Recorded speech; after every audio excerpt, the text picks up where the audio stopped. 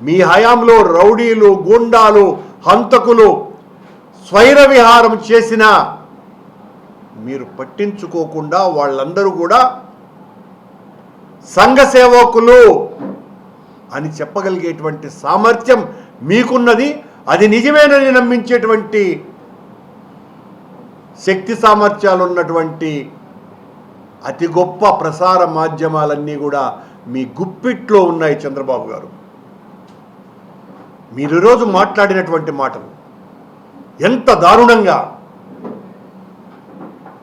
జగన్మోహన్ రెడ్డి గారు ఒక ఉద్ధృతంగా రాజశేఖర రెడ్డి గారి ఆశయ సాధనం కోసమని రాజకీయాల్లోకి వచ్చినారు.